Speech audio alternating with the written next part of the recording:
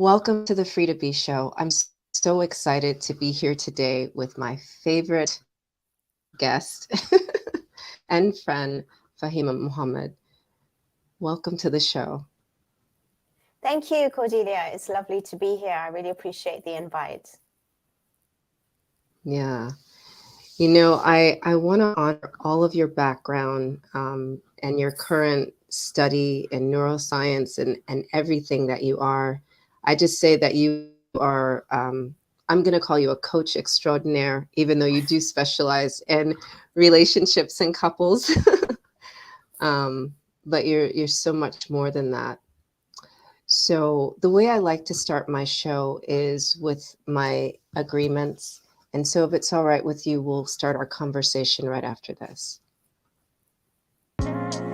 Let's normalize that smiling is being present with your soul and accept the power to replenish comes from within. Let's agree that you're the creator of your world and own the energy of your words. Most importantly, replenish with your body wisdom. Welcome to the Free to Be Show. I'm your host, Cordelia Ghaffar, the ultimate joy goddess. I'm on a mission for Black women to get your ultimate joy on. Replenish Me is here to help. The 5-step nurturing process licks all the T's and bounces on all the I's. Receive this show as medicine to elevate your soul. Are you free? Receive Replenish Me. So, welcome to the show. Today we're going to talk about, are you freeing yourself to love? And this whole month I'm talking about the inner inquiry of whether or not you're free. So what have you seen in your work? What are the barriers that women usually come with surrounding relationship? Again, thank you so much for having me here. I actually am quite nicheless. My work does involve a lot of relationships, but I'm not actually just in one area. That is just something that comes up a lot. Because even if I do coaching in businesses or anything, a lot of the times, especially individuals, it kind of is connected to their relationships. And their relationships do actually play a part, even if it's not at the very beginning. It does actually relay in their work, in their mental well-being. So I think when we talk about relationships, I am certainly no expert, but I just do know that a lot of that is in everyone's mindset as much as they want to avoid it. And relationships is not just about the romantic relationships. It's also around, your home, the people that you surround yourself with, the people that have brought you up. Your peers, your colleagues, your friends, the people that you choose. Your environment is so important. And when you're studying neuroscience and psychology, you understand that as much as maybe hereditary or genetics is involved, a lot of things that do actually play a part in making our choices is the environment. Okay, so that's where I want to start from. It's really important. When people come up to me even and they talk about their relationships or whatever they feel and be, let's just analyze, what does that word even mean? Free, right? If you're looking at it even from, people think that when you follow a certain faith, you're not free. But if you think about it in this life, in this world, you may call it whatever you want, but we are all institutionalized, unfortunately, right? Yeah. And we think we are free, but there are so many subliminal, messages around, so many things that are happening in society, in our environment, whether it's in our communities or whether it is in media or whether it is from institutes, whatever it may be, adverts, programs, algorithms that is constantly coming at you, right? We are all programmed, unfortunately. So in order to get ourselves out of that way of being, it's very difficult because also we know we operate from our subconscious mind 95% of the time. And we are programmed from a very young age. And then when we get older, we are put into the schools and the workplace. And then we are put into relationships, whether it's romantic or in business. And then we get triggered. And then we wonder why, right? Yeah. And then that's when we unfold and we unpeel ourselves. And that's when we see, actually, there could have been something that was said and done that has made us who we are. And in psychology, we have the perception map. So we receive information and it's filtered in our mind. And the way in which it is filtered is through our belief system, regardless of faith. Like I said, you might not think that even if someone who's an atheist has absolutely no belief and they're free. No, they're not. Nobody is, right? Yeah. We are all in a way conditioned. We can and cannot say certain things, regardless of how people think, even on a political level, even on a social level. There is these norms, there are these expectations. There is now even certain things where you are seen to be free to not say or shouldn't say. So how is that free? It's not. It's not. It's not. Like as I'm listening to you, I'm thinking about, a lot of people, a lot of the women I deal with are very high achieving. And I say that they're behind golden bars, Yes. Like in these golden prisons. Yes. Yeah. Just because you see it in a particular way, but you don't know, you're looking at that magazine, that's already showing you signals that you're going to follow. So is that really your message? Is that your freedom? So when you go out the next day or the next week to buy something, you don't know that you've already been programmed to do something beforehand, and it's been written and shown to you. And it's something as small as that. And it starts when you come across, children, right? They are watching Disney, and I watch up till now, and I don't even look at it in a particular way, but now I look at it differently. And actually, we are programmed from that age when it comes to our romantic relationships and how it should be. And then we're trying to change that narrative too, to what we think it should or shouldn't be, right? With gender, with sort of like, the roles with regards to so many different things. And here, what is right, what is wrong, what is free, what is not? I don't know, to be fair. I just think we have a choice to choose what we may think is our path, whether it comes from faith or whether it comes from the universe, however you may refer to it, or whether it comes for you thinking that because it's not attached to an ancient terminology, so you're free. How foolish. Yeah. Right? I love the way you talk about freedom, because it's true. Even as I introspect on my choice to make this the Free to Be show, right? Because I had a default, it had to be free to be something, right? And to make the decision to make it just free to be, it was like, but then what, right? Like I'm in my own little bars there. Absolutely. I think what we need to realize that when we look at freedom, it's more about it's still a direction, and there is still boundaries, and there is still we need to be realistic, because that's what sets us apart from the animal world. Okay.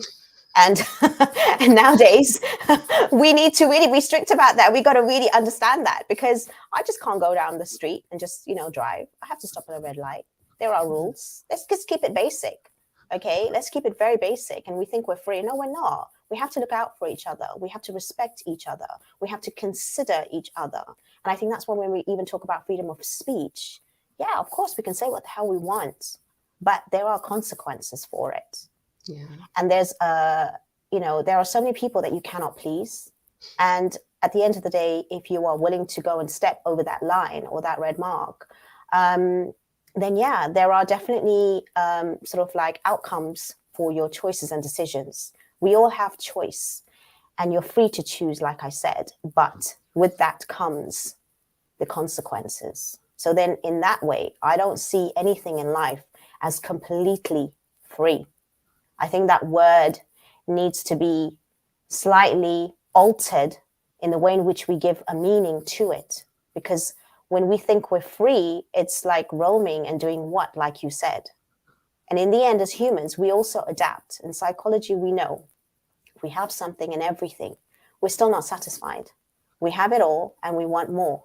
Or we're looking for something, which is slightly more challenging, even though we don't want the challenge. But as soon as we become comfortable, then we are adaptable beings and we cannot be satisfied. And even in neuroscience, we have to have a balance in the brain called homeostasis. So too much of happiness and too much of sadness, either way, it's not going to work for us. It has to be a balance, and it's very difficult to keep that balance too. But that's what it's about. So if we overindulge, thinking that that is also freedom and that is giving us the choice to do what we want, that is still not healthy for your well-being, even scientifically, right? So we need to understand this. And if we bring it back to love, I think, again, it's how we are given these messages as to what we see love as, and how we are brought up by our caregivers, and what was given to us or not given to us. And as we know, we either replicate that or we go the complete opposite, as they have twin studies, again, with the same genes, depending on what type of twins they are. It all is dependent on the environment. So even if you think children are brought up in one family with the same upbringing and values, they can see things completely differently, because also you as a parent are giving them different messages at different times of your life. Different children are receiving it differently, and they will grow up and look at it differently. So when I've studied, currently almost finished, well, a few months to go with my master's degree, looking into neuroscience and psychology of mental health, we go into the development of the human being and the mind and the body and the different philosophers, the different behavioral theorists, and how it actually does sort of role play in our lives today, and how we choose. We are definitely still locked down by a lot of things around us, and we are very, very boxed. And unless you are curious to question everything, and you train your mind to do that, where you question yourself more than anything, and you are curious and open, it's not about changing. You can't change people realistically, but you can open up their minds. And if you open up their mind, then there is some leeway for adjustment if they are willing. Yeah. And as I listen to you, I'm hearing that it's more about harmonizing, balancing, being in alignment. And as you talk about the mind, before you came on, before we went live, I was speaking about my four-mind alignment, right? So there are things that are messages in the brain, right? And now you tell me which way this goes, because there's a lot of theories about this, right? Is it the brain sending messages to the heart that's, controlling the desire, or is it the desire that's sending messages to the heart that tells the brain? Like, which way around is this going?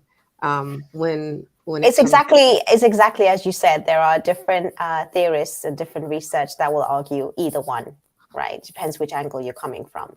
And a lot of them will say that, for example, when we study behavior, is it learned behavior, or is it something that you can actually sort of like, is it just natural? Okay, because of the environment. Again, there are different studies which show it. So I would, again, say that it's not about even understanding that, because I think as we are developing ourselves, as we grow up, we have to understand what triggers us. And sometimes it can be one way or the other, because it depends on the emotion and the attitude. And sometimes all the time, we attach a meaning to an event, and an event will then relive itself because of that strong emotion. So then you can argue that it's actually something that's environmental, and it's something that's learned.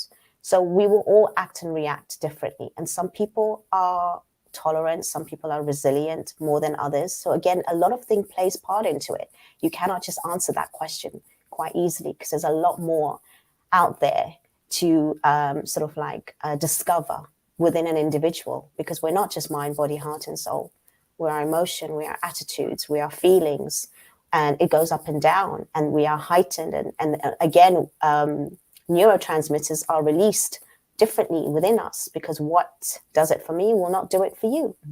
And that's how even addictions happen, right? Because some people are easily addicted and other people aren't. Okay. And it comes back down to not just gene, but also the fact that, what are we inhibiting in our bodies that the chemicals are working in a particular way or not. So some of us can easily not get addicted, and others are. And it's not just substance addiction, it's behavioral addiction. Yeah. To the People are gym. addicted to love.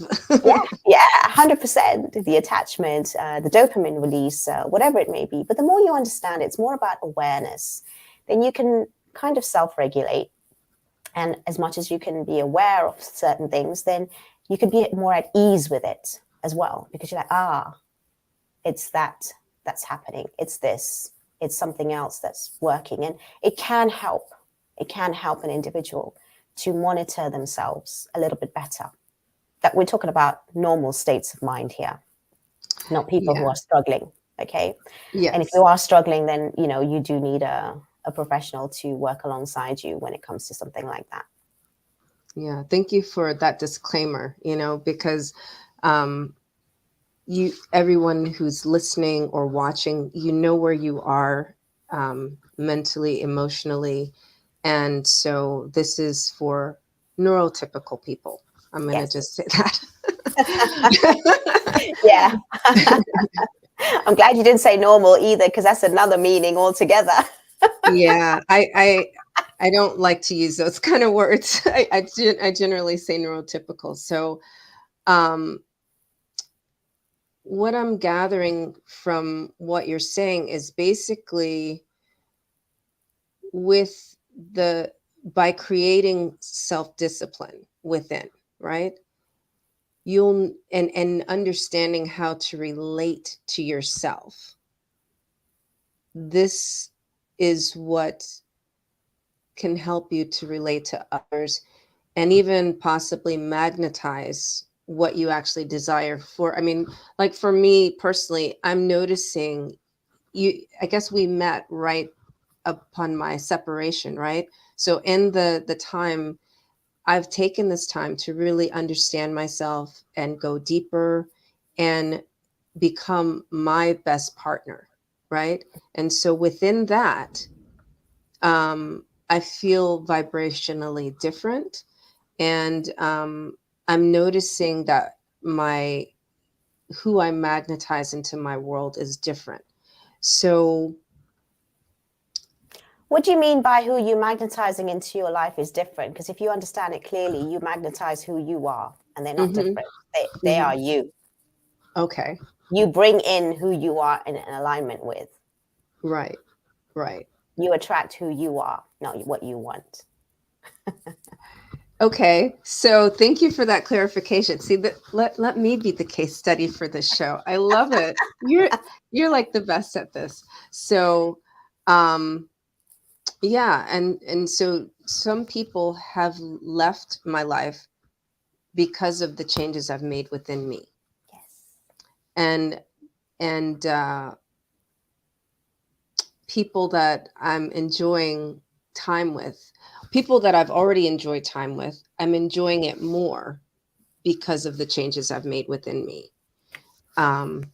So that's what I'm experiencing, and I would like others to know how to do that, how to do the slow down and recalibration in order to open themselves in this way.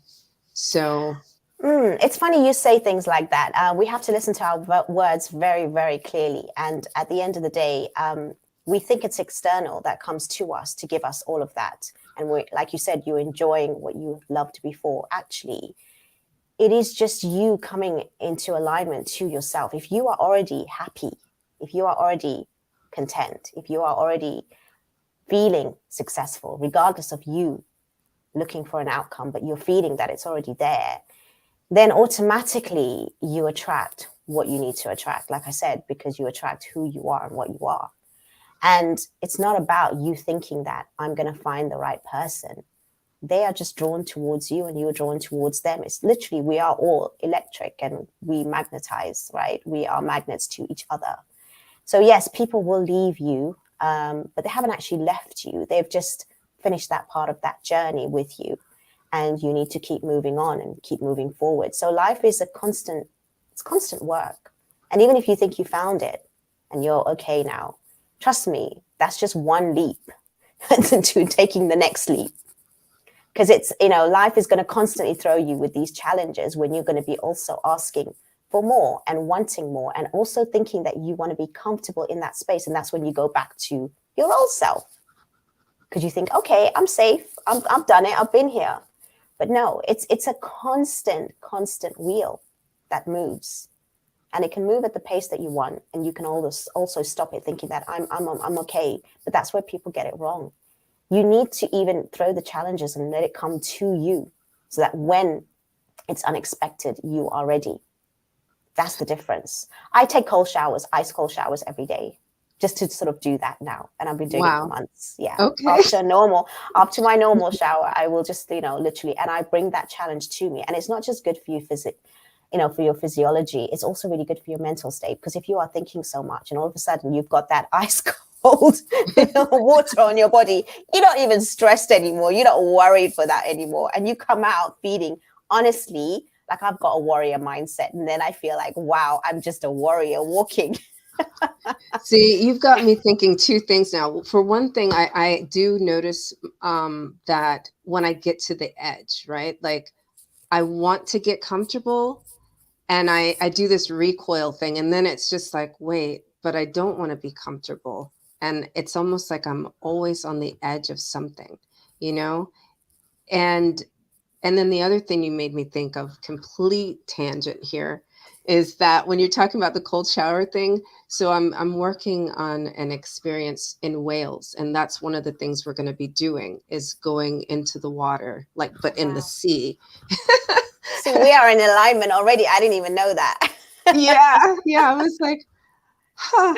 Yeah, maybe we'll talk about. You're already in London. You want to come to Wales in May, so amazing. Yeah, but back to the cold shower thing. This is a really good point, because I'm not a cold shower person. I like my showers warm, and I will, Same. I will stay and when the water starts to get cold, I know it's time for me to get out. So that's a great awareness, for me to be in.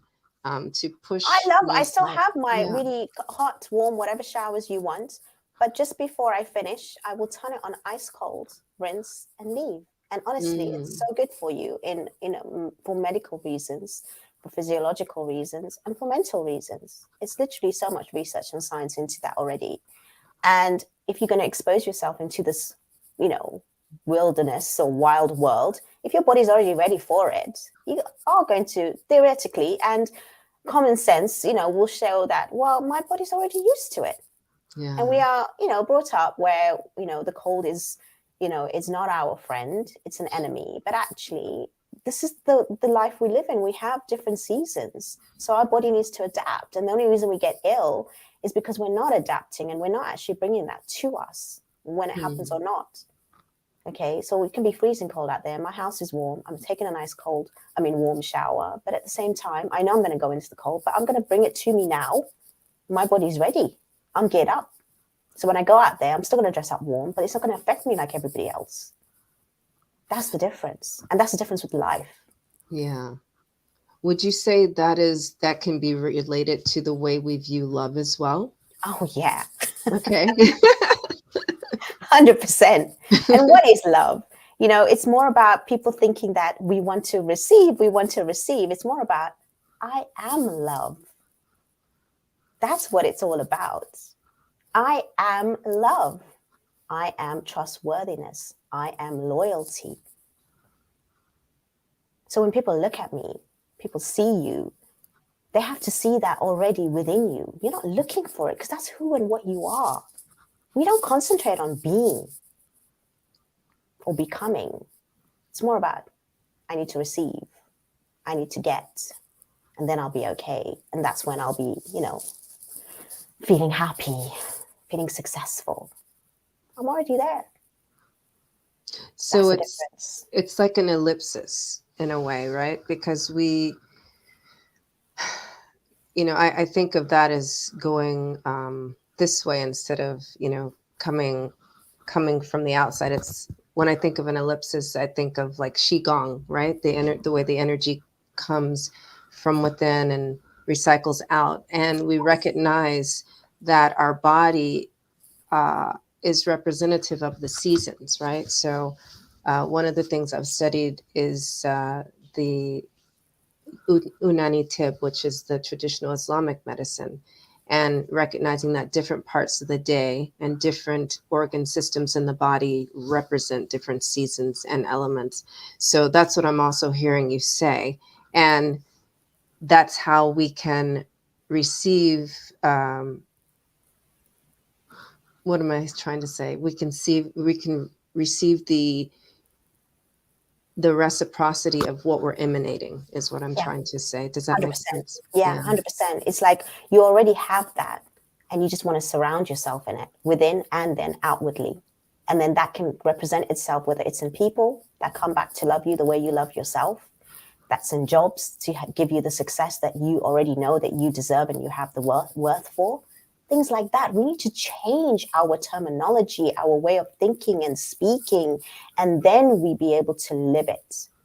Yeah. We're not speaking in the right metaphors in the first place. And I always stop my clients in the first sentence and we go over and over that sentence for about 10, 15, 20 minutes just to get that sentence correct before we move on. So you break down the etymology. Hear yourself. Yes, Yeah. I study linguistics as well. So, language is very important. Self-talk, we talk about it. Oh, we need to communicate. We need to self-talk. What does that mean? What is communication? Do you know there's so many types, right? Non-violent, non-verbal, metaphors. There's the tone. Then there's, the way in which you attach meaning to every single metaphor. What I have meaning for is totally different to what you have meaning for. But we don't even question it. We assume. And that's the other thing. Like when you started talking about communication and words, consent, right? So let's talk about consent. And I think consent is even higher than respect in some ways because it keeps us from assumption. Right? You actually go through the process of let me be clear on what it is that I'm up to, and let me check in with you to see if that's something that you're open to. So when we talk about freeing ourselves to love, I would like to talk a little bit about consent, but I'm going to take a little bit of a commercial break if that's all right, and we'll be right back. Practicing self-love is to nurture the soul. And to nurture the soul requires elemental reconnection with nature. Fire is your sexuality, and earth, your mindset. Air, your voice, and water, your heart set. Replenish Me St. Martin experience is what you require for your soul. Join me February 19th through 25th in 2023. Release, restructure, refresh, and rebirth. Nurture your soul elementally in St. Martin.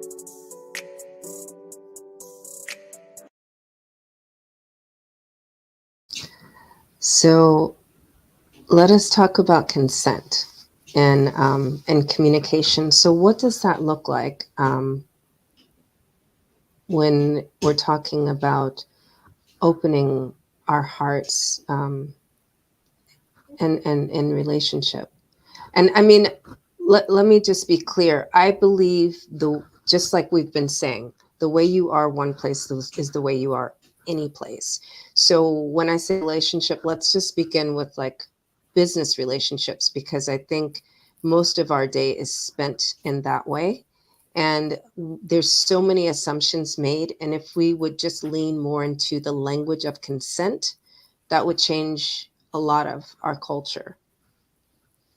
Well, when you're asking about consent, I think the very, very basic tool and technique I use, even if I'm coaching couples, is to have them both sit in front of me and they both look at each other, speaking to each other. One asks the question, and before the other one answers, I'm like, repeat what the other one said. So first of all, is reflection, repeating what that person has said to you, then understand it in the way in which it has been told to you, also understanding it how you saw it. So you see that one thing does not even get answered. It's dissected so much. And then they're like, the couples are like, oh, but you just missed out. And I just said it a second ago, but you missed out exactly what I've just said and what I meant. And then also you've taken it to a different meaning, and you've just pulled in what you already assumed and wanting. It's like, when you are learning about coaching, it's like, oh, I'm just listening to respond instead of listening to understand. It's the very basic rule of listening to understand first. So first of all, how do you do that? You do that by repeating what the other person has said, and that's a reflection. And then on top of that, understanding it from their perspective, what it actually means. And then again, that already in itself, you have been now either given the true meaning of what that is. And in a way, it's also consent, because you are both in alignment with both of you having the same picture. So that's how it's not just, I want to do this. Do you agree? It doesn't work it's like not that. Not at it's all. not that, no, because Yeah. you don't know what I'm saying. You don't understand it. And you don't know the meaning behind it. As a lot of people said, well, you said yes, but I didn't mean like it like that. Right. You So know? when we talk about consent, it's more than just one word. It's more than yes. It's a full body understanding. Absolutely. You need to take time to know what the other person is seeing, right? It's like the number 6, depending on which angle you're standing at, it'll be a totally different number. And no one is wrong. Okay, and you're going to argue that in law? Yeah. So, a lot of it, I just have a different way of seeing things and looking at things. And some people think that, I'm always on the opposing side. No, I'm not. I'm just understanding both sides. And I do get both sides. And that's the problem with psychology. You understand everything, even if you agree with it or not. You understand. Yeah. That's the difference. And I think more of us need to understand, because we're so defensive, and we're also not open because we're so scared that our belief is going to be taken away from us, or we need to defend it in order to keep it whole. Well, I'm like, I know I am solid. I'm standing on real, hard ground here, and I'm embedded the way I need to be. So you can throw whatever you want at me. I'm not going to get influenced. I know how to use my brain. Okay? You're not going to talk me into anything. You can share with me. You can give me a different perspective. You might even open up a mind, or you might, give me some insight. But in the end, I will take what I need for me, if required. That's how you have to be, that strong in your way, in your thinking, in your belief. That's when even parents bringing up children, and they're so scared, oh, this boy and this girl is not very good, and my kid's going to get influenced. I'm like, really? How have you raised your child? That they can be anywhere, and you're just going to go and you just think that they're going to go wherever it is. Unless you've instilled certain things in your home, you send them out into anywhere. They're the ones that's going to be the role model and the influencer. Now, that's not going to happen unless you're that kind of person to begin with. And it filters. And it's the same with your relationship.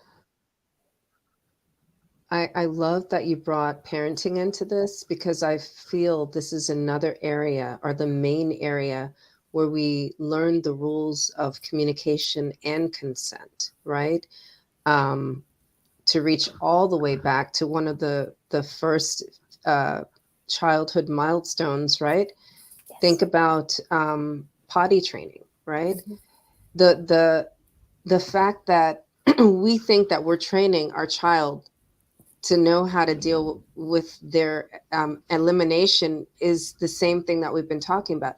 A child knows they're aware of their elimination from the first weeks that they're alive, right?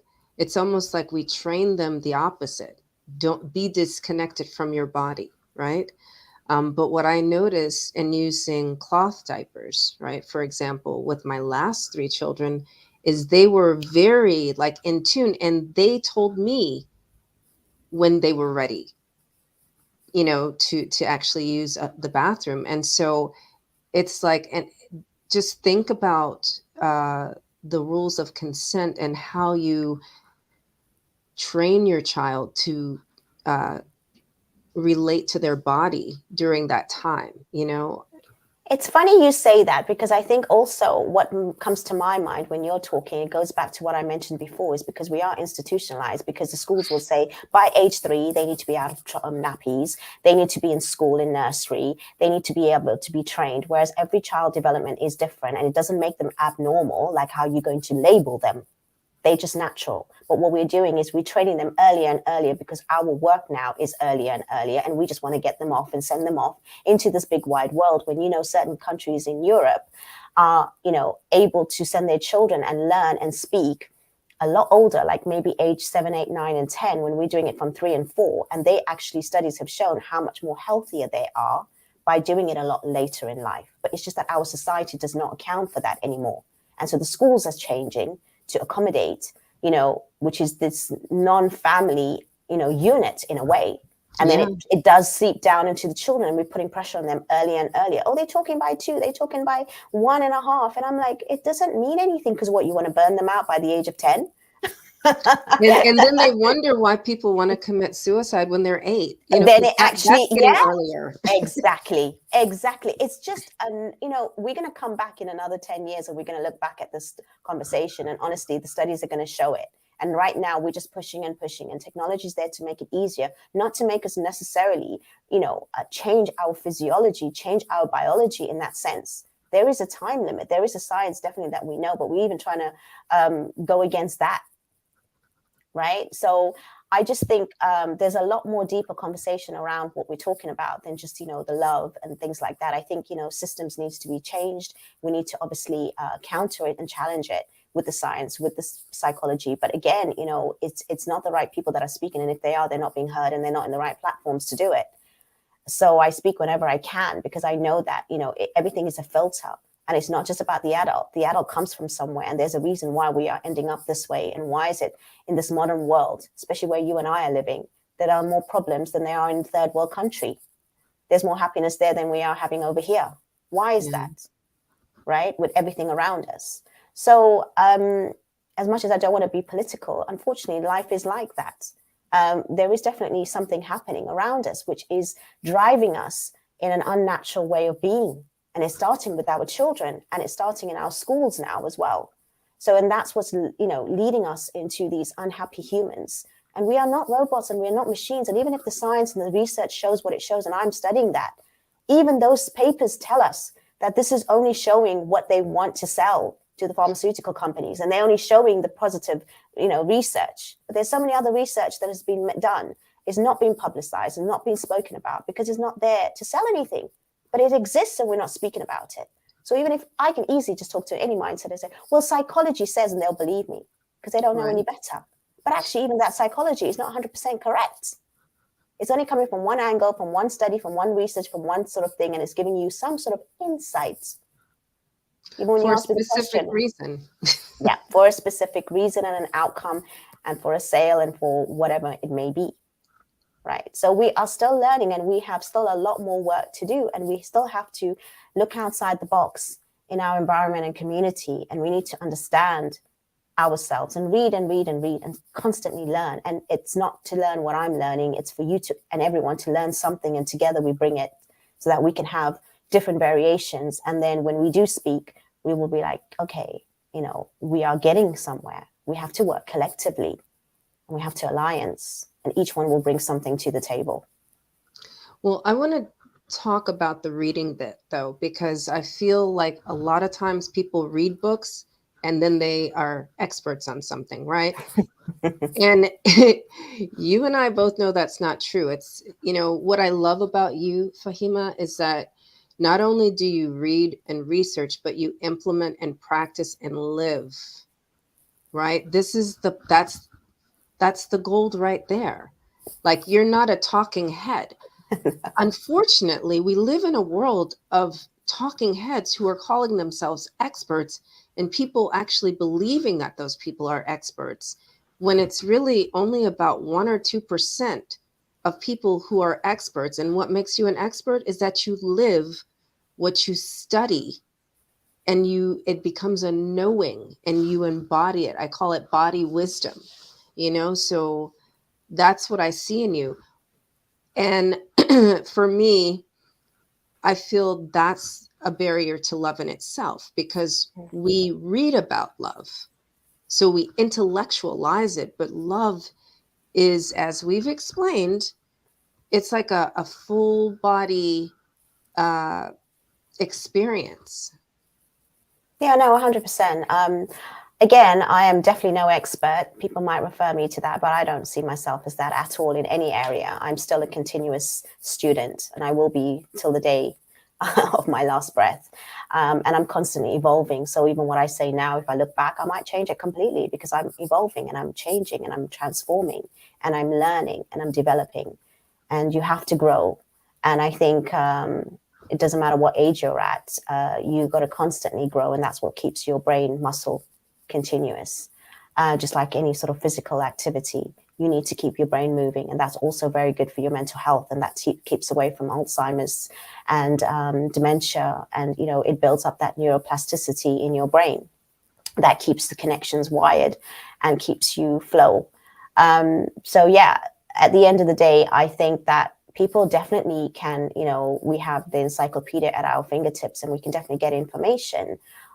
Anyone, children nowadays are experts, and they kind of know it all, right? Because they know better than you, because they can type quicker than you, and, research quicker than you. It's like, fine, you can do that, no problem. Now live it, because when there's an issue, you need to know how to translate that information. You need to know how to look at it in a particular way and live it, be it. And I will never speak about anything unless I've tried it myself. And everyone knows the passion when I speak. So there's no way that you can fake that.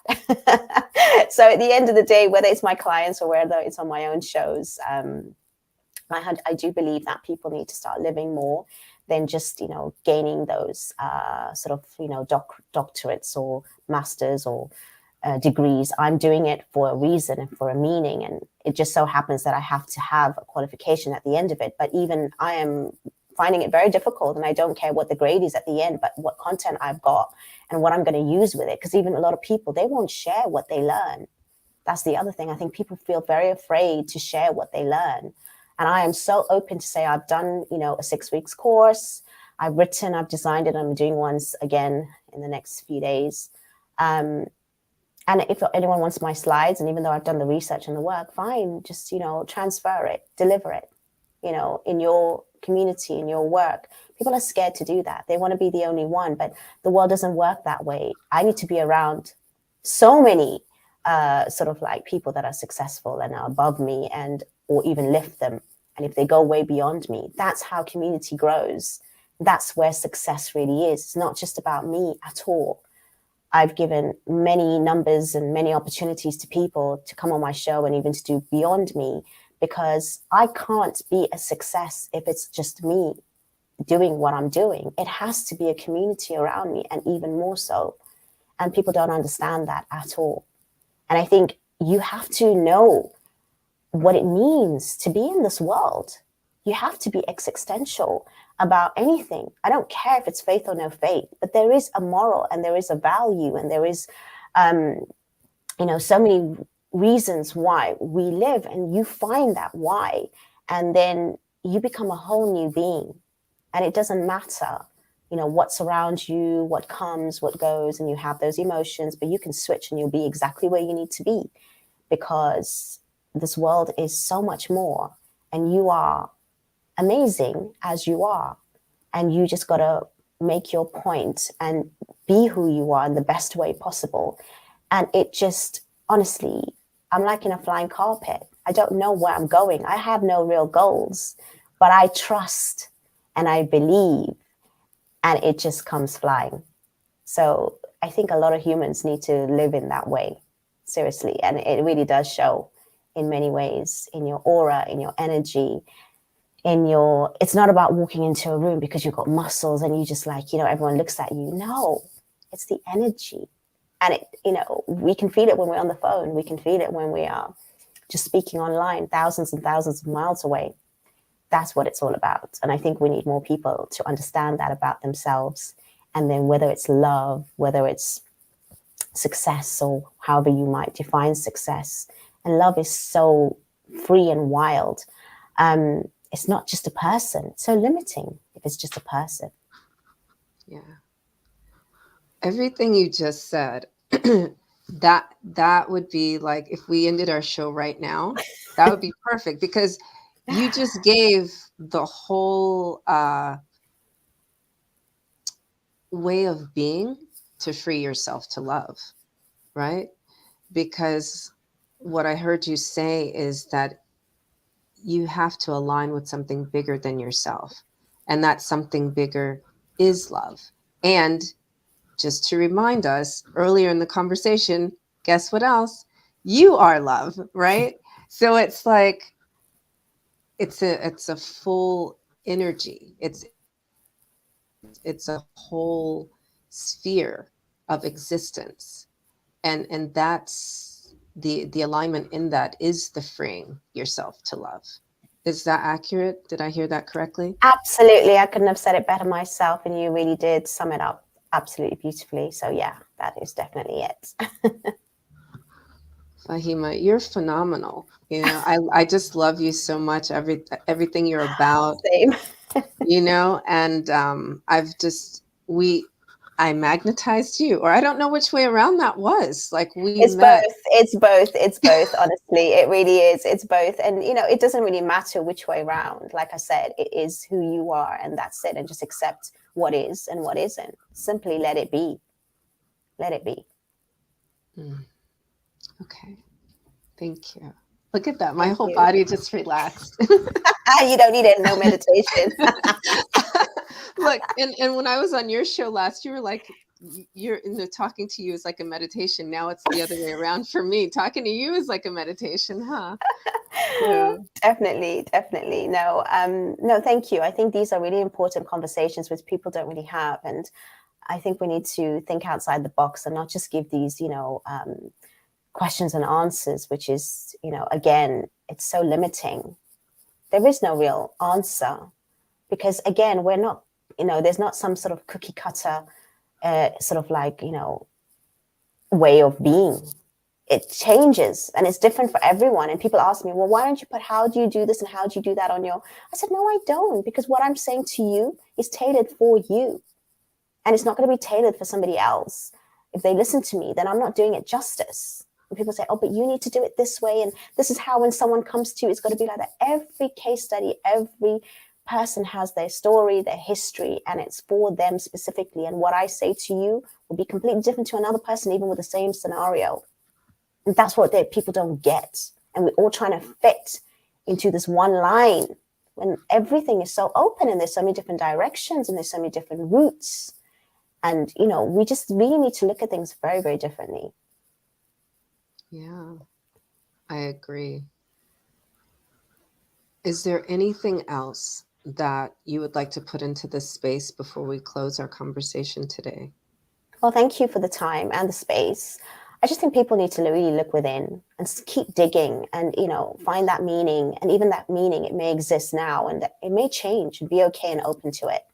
Whatever you are, it's not inauthentic to keep reinventing yourself or being so many different things, which I am. You are very authentic in being more than one person and more than one personality and more than one being, and change it up whenever you need. It's all you. So just be open in that way and you'll see more than just love come your way. So yeah, definitely just do that. Keep searching within. Perfect. Thank you so much. And Thank you. Yeah, so for those of you who are viewing and listening, whatever you've gained today, please share this show with another soul and with another heart. And until next week, be free. Bye. So are you free? Do you own your part in that? Rather than lingering in shame, guilt, and despair, let's see where you can create more freedom, more joy, and replenish from within. Visit me at cordeliagaffar.com and sign up for the 5 ways to only create joy. Until next week, be free.